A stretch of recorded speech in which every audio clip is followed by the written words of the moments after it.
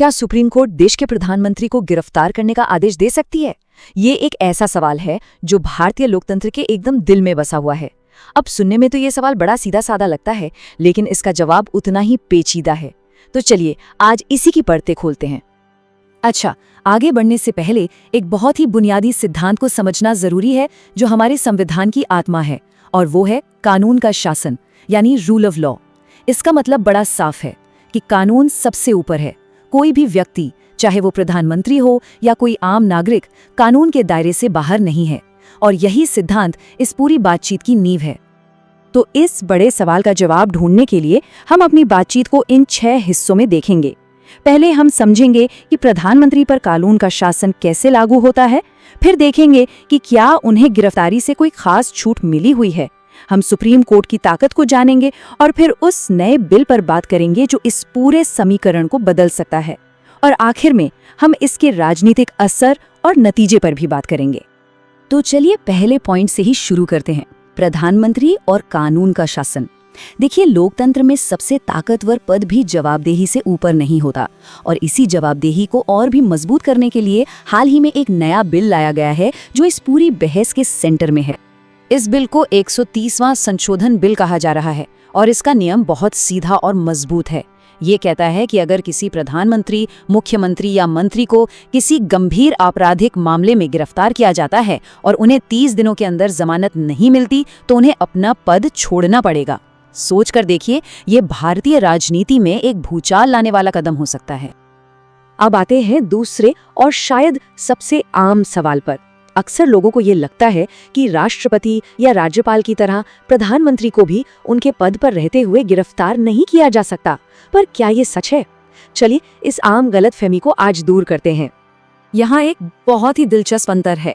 हमारे संविधान का आर्टिकल 361 देश के राष्ट्रपति और राज्यों के राज्यपालों को एक तरह का सुरक्षा कवच देता है, मतलब उन्हें उनके कार्यकाल के दौरान गिरफ्तार नहीं किया जा सकता। लेकिन, और ये बहुत जरूरी बात है, कि ये सुरक्षा प्रधानमंत्री या किसी भी मंत्री को नहीं दी गई है। कानून की नजर में ये एक बहुत बड़ा और महत्वपूर्ण फर्क है।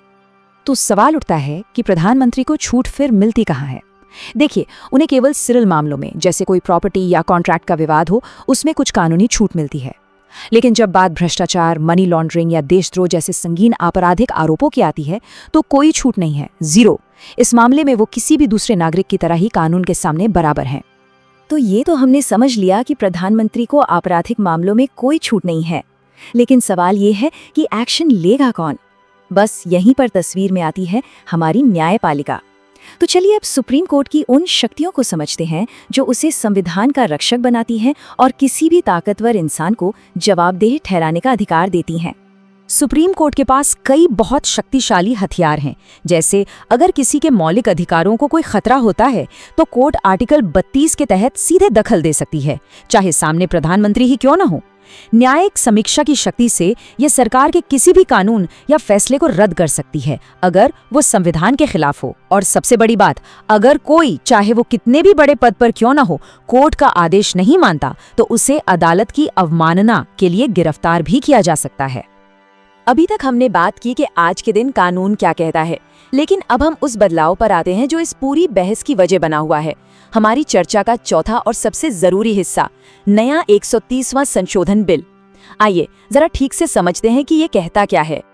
ये बिल एक 30 दिन का नियम लेकर आता है। इसे ऐसे समझिए, मान लीजिए किसी मंत्री पर कोई गंभीर आपराधिक आरोप लगता है, ऐसा अपराध जिसमें 5 साल से ज्यादा की सजा हो सकती है, और उन्हें गिरफ्तार कर लिया जाता है। अगर वो अगले 30 दिनों तक जमानत नहीं ले पाते, तो 31वें दिन वो अपने आप ही पद से हट जाएंगे। हाँ, इसमें एक बात और है कि अगर बाद में उन्हें जमानत मिल जाती है, तो वो दोबारा शपथ लेकर पद पर वापस आ सकते हैं। इस बिल के पीछे की सोच को समझने के लिए अमित शाह का ये बयान बहुत अहम है। उनका कहना है, अगर कोई प्रधानमंत्री, मुख्यमंत्री या मंत्री गंभीर अपराध में जेल जाता है और 30 दिन तक जमानत नहीं मिलती, तो उसे इस्तीफा देना ही होगा। प्रधानमंत्री या मुख्यमंत्री जेल में रहकर सरकार नहीं चला सकते। अब कोई भी कानून सिर्फ कागज पर तो होता नहीं, उसका असली असर तो राजनीति और समाज पर पड़ता है। तो अब 5वें हिस्से में हम इस बिल के राजनीतिक असर और इसके प्रैक्टिकल लिमिट्स को देखेंगे। मतलब इस कानून के पक्ष और विपक्ष में क्या बातें हो रही हैं और असल में इसे लागू करने में क्या मुश्किलें आ सकती हैं। इस बिल को लेकर राजनीतिक गलियारों में जोरदार बहस छिड़ी हुई है। सरकार का पक्ष साफ है, इससे ऊंचे पदों पर बैठे लोगों की जवाबदेही बढ़ेगी और राजनीति में नैतिकता आएगी। लेकिन विपक्ष अपनी गहरी चिंताएं जता रहा है। उनका तर्क है कि केंद्र सरकार राज्यों के मुख्यमंत्रियों पर दबाव डालने के लिए इसका गलत इस्तेमाल कर सकती है, जिससे हमारा संघीय ढांचा कमजोर होगा। और सबसे बड़ी चिंता इसके दुरुपयोग की है कि कहीं झूठे केस लगाकर राजनीतिक विरोधियों को रास्ते से हटाने के लिए इसे एक हथियार न बना लिया जाए।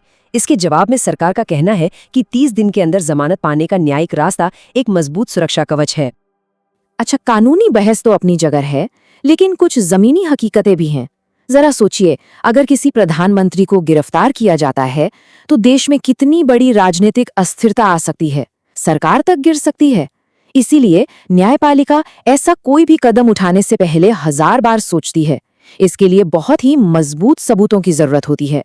साथ ही हमारे लोकतंत्र में शक्तियों के बंटवारे का सिद्धांत है, जिसके तहत न्यायपालिका आमतौर पर कार्यपालिका के काम में सीधे दखल देने से बचती है। तो हमने कानून, राजनीति और प्रैक्टिकल सारे पहलुओं को समझ लिया है। अब वक्त आ गया है कि इन सभी धागों को एक साथ जोड़कर अपने मूल सवाल का एक साफ साफ जवाब दिया जाए। चलिए अंतिम निष्कर्ष पर पहुंचते हैं। तो इन सब का निचोड़ क्या है? चलिए मुख्य सवालों के सीधे जवाब देखते हैं। पहला, क्या सुप्रीम कोर्ट प्रधानमंत्री की गिरफ्तारी का आदेश दे सकती है? जवाब है हाँ, लेकिन सिर्फ गंभीर आपराधिक मामलों में और ठोस सबूत होने पर। दूसरा, ये नया बिल क्या बदलेगा? ये 30 दिनों में जमानत ना मिलने पर पद से हटाए जाने को एक ऑटोमेटिक प्रोसेस बना देगा। तीसरा, पूरी छूट किसे मिली है? याद रखिए, सिर्फ राष्ट्रपति और राज्यपाल को। और आखिर में, इस बिल का मकसद क्या है? मकसद है ऊंचे सार्वजनिक पदों को अपराध और भ्रष्टाचार से दूर रखना। तो अंत में तस्वीर बिल्कुल साफ है। भारत में पद चाहे कितना भी बड़ा क्यों ना हो, कोई भी कानून से ऊपर नहीं है। हमारा संविधान, हमारी आजाद न्यायपालिका और अब ये प्रस्तावित नया कानून, ये सभी मिलकर एक मजबूत जाल बनाते हैं जो ये पक्का करता है कि सत्ता के साथ हमेशा जवाबदेही भी आए। लेकिन ये कहानी यहीं खत्म नहीं होती। हम आपको इस एक बड़े सवाल के साथ छोड़कर जा रहे हैं। ये बिल भारत में सत्ता और न्याय के बीच के नाजुक संतुलन को कैसे प्रभावित करेगा? क्या ये जवाबदेही का एक नया दौर शुरू करेगा या फिर राजनीतिक बदली का एक नया हथियार बन जाएगा? इसका जवाब तो अब आने वाला वक्त ही बताएगा।